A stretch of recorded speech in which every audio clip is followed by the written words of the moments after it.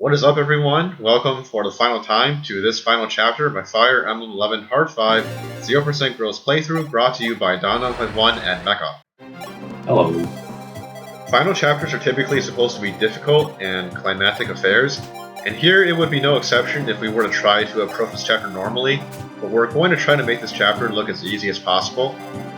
This chapter features some fearsome enemies. Pretty much all the physical enemies in this map, for the first and only time in the game, have forged brave weapons, which means that now not only do they quadruple, but more likely than not they also one-hit KO every single one of our units. So if we were to try to engage them in a fair fight, then there's no doubt that they would come out on top. So of course we don't want a fair fight, and we're going to employ the Warp Staff to trivialize this chapter, but this chapter's layout throws a bit of a wrench into our plans. Our army is divided into 4 different groups, ranging from 3 to 5 units in each group, and we only have one Warp Staff to split between these groups, so we have to find a way for the Warp Staff to be in multiple places at once. Now, there are 2 enemies that we have to defeat before being able to kill Medius. The first enemy is obviously that Manakete that's standing in front of Medius, because otherwise we can't fight Medius with our strongest weapon. And the second one is this Draco Knight who drops the Dragon Pike, and he's going to be the source of the final instance of the Warp Convoy trick that we've been making good use of throughout this playthrough. Palla got himself warped right in front of that Manakete, and he is still really high off those Spirit Dust, so he just gets at him at close combat, and thankfully he gets critical, because if he didn't he would have died. Usually he needs both the reclass Sage for the extra point of magic, and he needs the Arm Scroll just to have enough might to kill him with the crit, but the Manakete had less resistance than usually, so it worked out. Tiki is going to be attacking Medius, who one rounds everyone on our team, so we have to make a sacrifice here. Tiki does the most damage out of everyone with 40, which is kind of a shaky hit rate, and unfortunately she dies, which is too bad. But we do have the Arm Staff to revive her, and now we're going to be doing something kind of cruel. This little girl that just died to the final boss, we're going to tell her, yeah, well, you just failed at what you were supposed to do and died in the process, but why don't you just get over there and try again? And she does, and thankfully it ends up working out, but man, that is pretty cruel. Well, Mekkah, I guess that makes me a heartless bastard, but I'm so thankful that the objective of this chapter is only to kill Medius, and not to seize the throne like in 24 chapters before this one, because I'd be kind of lost if I had to find a way to warp Marth to the throne, because I broke my Warp Staff on the final warp. So we sort of foreshadowed this ending in the fake chapter 4 video that we did a while back, in which we skipped 20 chapters or so with a single warp. It turns out it wasn't quite that easy. It took a bit longer than what we advertised, but Marth still beamed his way throughout Arcanea while Caeda cheesed enemies on the way with the glue factory. And regardless though, planning out this playthrough was something that I thoroughly enjoyed, and I'm sure that Mekkah would agree. Yeah, this was a lot of fun to commentate, and I'm glad that I was here to see everything unfold. It was definitely a lot of fun. So while you're viewing the epilogue to this great game, in which there's probably more dialogue than the entire rest of the game combined, it's become sort of customary for Mekkah and me to field some Q&A during this section of the video to keep you entertained, because what else are you going to do aside from reading the unit endings and looking at the battle records? So how about we begin? Yeah, we had to make a bit of a selection. We don't have time for every question, but hopefully this will be satisfactory. King of Bugs asks, were there any points in the run where you could have optimized it more and shaved off a couple of turns? I am inclined to say no, although I can't say that for certain. So there are 2 places to look for possible missed turns. One is where Marth didn't use his full movement every turn, and the 3 instances of that would be chapters 1, 10, and 20. In chapter 1, if you wanted to save turns, you have to bring a Silver Lance crit on the boss, which I wasn't willing to do for reliability purposes. And then in chapters 10 and 20, Marth has to survive like really tough enemies, so without growths, he probably wouldn't be able to do it. Second place to look for possible missed turns is if I made any mistakes in the warp plan, and I think the warp plan is pretty good. I try it as hard as possible to save as many turns as possible with the Warp Staff, but of course I could have overlooked something. Maybe if I rearranged my warp plan entirely, I could have saved an extra turn somewhere, but it would require kind of like approaching it with a fresh state of mind. And having already made the plan in the first place, I'm a bit biased already, so I don't know if that's as airtight as it could have been. Alright, so the next question or questions are all about planning. User Twenko asked, did you find it more difficult to plan for early game chapters or late game chapters?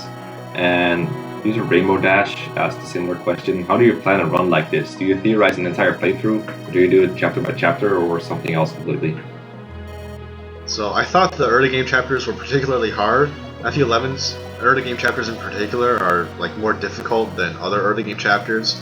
I had done an FE11 0% Girls playthrough prior to this, like several years ago, and it was kind of, sort of LTC, not really, because I wasn't that great at Fire Emblem back then.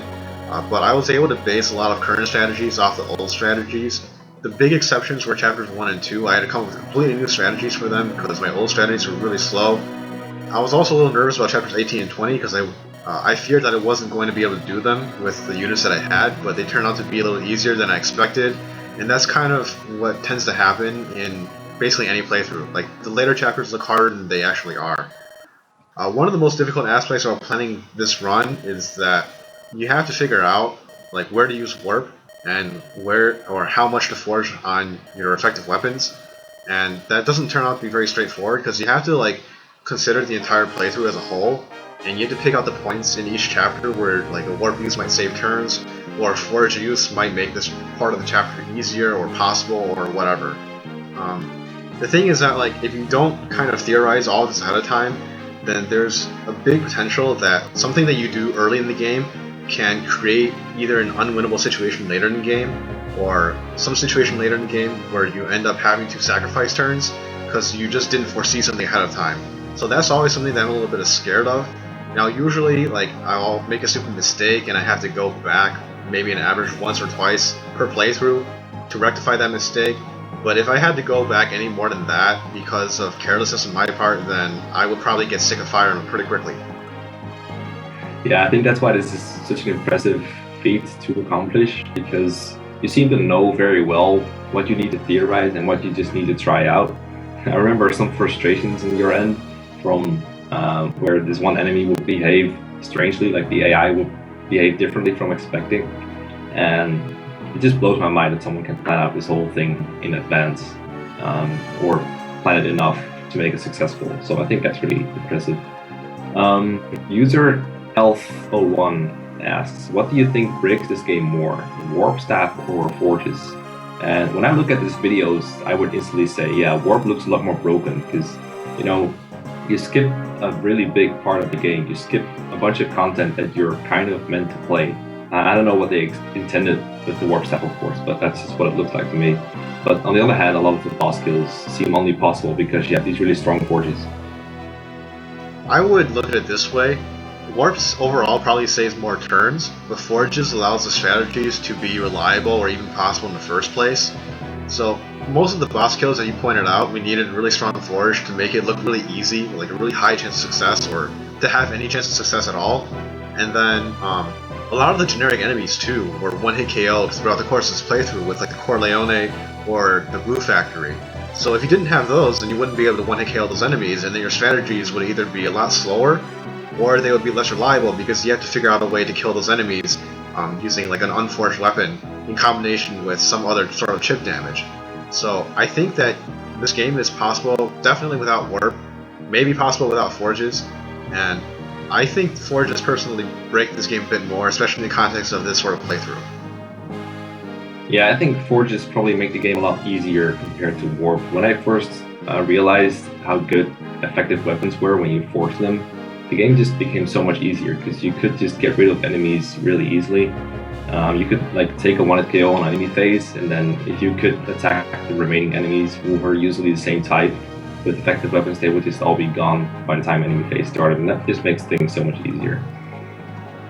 Shrouded in Myth asks, advice about doing a video playthrough like this, do we have any? I'll go ahead and say, if you're going to do co-commentary with someone else, then Skype is a really big roadblock that you're going to learn to hate.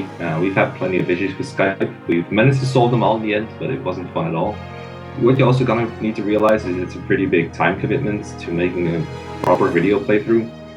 To give you an idea for this kind of playthrough, first off, Don needs to figure out the whole strategy to begin with, execute it almost perfectly, and then he needs to record that and upload it. and then we need to find some time where we can both be online to commentate, and we need to do like 5 to 10 takes per chapter just to make sure that it feels right. And then in the end, it needs to be edited and uploaded. So that's a lot of time that you might have to sink in if you want to do it properly. Yeah, I'm a bit of a perfectionist in that regard too. I probably spend a bit more time making sure that my execution is good and making sure that the commentary flows. Obviously, there's going to be mistakes in the final product anyway, but that's just how it has to be. My opinion on like posting video playthroughs online is sort of like this, right? Any person can play a video game, except for the ones that are like limited release, but that's an exception. Maybe like Fates, for example. So you have to give a reason for the viewer to, instead of playing the video game on his own, to follow your playthrough instead. And in my opinion, there's 3 different ways that you can sort of do this. You can either show something that the average player can't do, which is, in my case, a 0% gross LTC. You can produce a high quality video, so something with insightful commentary, or with just like good visual, good audio elements. And you can also kind of be charismatic in your video personality and make people just want to listen to you regardless of whatever you're playing. And I think that's the approach that most successful Let's Players do. But you have to sort of find your niche and stick to it, because if you're just going to lackadaisically record a Let's Play with like your native software using a desktop webcam or whatever low quality stuff that there is, and you don't really have in mind what you want to say or what you want to do in particular, then you should not be disappointed when you only get like 50 viewers. I think we can move on to the next question by Reenflesh. I hope I pronounced that right. I'm really not that great at these usernames. Who was the unit that usually isn't too great in vanilla FE11 that you think overperformed the most compared to usual? Likewise, who do you think is the biggest loss without having growths around? I think one good example of a unit that could have been a lot better is Hardin.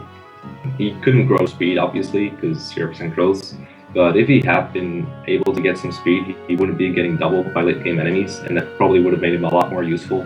He will probably completely obsolete some of the other units that we had to use, like Palla and Caeda, right? Yeah, I would include with Hardin someone like Abel. Abel, probably not so surprisingly to me, but surprisingly to other people, was top 5 for both battles and kills in this playthrough, because all he had to show for it at the end was C-rank lances. But if he had gotten stats on his level ups, he probably could have been a decent long-term unit. And aside from that, I mean, some of the late game pre-promotes, you know, they have kind of bad stats, and we had to use them because we had no better options. But Samson normally sounds kind of maybe a little useless. I know for a fact that Barst is definitely strictly better than Samson if you take growth into account. The only roadblock for Barst is that, especially in this playthrough, we skip both promotion items in Chapter 12, and if Barst can't promote, then he's definitely SOL for the endgame. But if he could, then he would eclipse Samson. Yeah, Barst's personal bases are pretty insane. Some more general questions. This is the best username so far. User Yoticio Estrella. What's your advice to a player looking to try LTC, 0% growth, or otherwise? Rainbow-40 also asked a question that I think I could field here. He asked, do these playthroughs change the way that you play casually? And so, to me, there's no dichotomy between LTC and casual play. Like, this is just the way that I play Fire Emblem now. And so, I think, like, one mode of thought that stops players from wanting to try to play LTC is that they think that there's some sort of dichotomy here. They think that, like, playing LTC is, like, trying something new and dangerous, like, I don't know, smoking crack for the first time or whatever it is. You just have to not think about it that way, and you don't have to go all in. You don't have to one day go from being like a person who loves grinding Amelia and Ewan and Ross and Sacred Stones to someone who gets like the lowest turn count ever in Sacred Stones. You just have to push yourself slightly harder every time to be mindful of reliability for a particular strategy, or to be mindful of like ways that you can more efficiently use your resources or use your actions. Things like that. Just kind of incrementally get a little better at the game, and soon enough you'll feel it come naturally to you. It won't seem so foreign. Yeah, alright. User Shrouded in Myth asks, why Fire Emblem? What do you find so appealing about the franchise that makes you want to do skilled playthroughs like this one? And for me, it's I like being mentally engaged by Fire Emblem. Kind of like chess. I'm not an expert on chess, but I know how difficult it can be, and I like to think a little bit when I'm playing. And I think it's got an interesting mix between strategy and a very nice story and characters that I enjoy using. It's definitely a bit of a passion there. I will always read the story when I first play a Fire Emblem game and try to remain remain free of spoilers for as long as I can be, because I think that's a really interesting aspect of the game. On the other hand, I don't care at all for Fire Emblem's plot. It's kind of just like bells and whistles to me. But like Mekkah, I think it's mentally engaging. I'm not really inclined to use a chess analogy because I don't play chess, so I don't actually know how it compares to chess. But I would probably compare it to other RPGs because I used to be a huge RPG fan. It's like still overall my favorite genre of video game. But most RPGs, if you think about like Chrono Trigger or Super Mario RPG or Final Fantasy or like even Pokemon, most of the action happens in the battle system, and the battle system is pretty one-dimensional. I mean, it's just like one person against another, and then you pick your moves, and you have to pick in the right order and stuff like that, and that's basically as complex as it gets. But in Fire Emblem, not only do you have to pick the correct moves, like the correct actions to do when you're in battle, but also you have to position yourself correctly. So, in effect, it kind of adds 2 dimensions to the gameplay. It adds literally the X and the Y dimensions to your gameplay that other RPGs lack. And so overall, I find other RPGs to be really easy compared to Fire Emblem if I wanted to play them efficiently in the same way that I play Fire Emblem now. I think we're going to have to wrap up the Q&A here because our time is about up. I'd like to express my deepest gratitude to all of you viewers for following this Fire Emblem 11 H5 0% gross playthrough completed in 92 turns. We'll be looking forward to your patronage for my next project, whatever that may be. Until next time, this has been Donovan1 and Mekkah. See ya.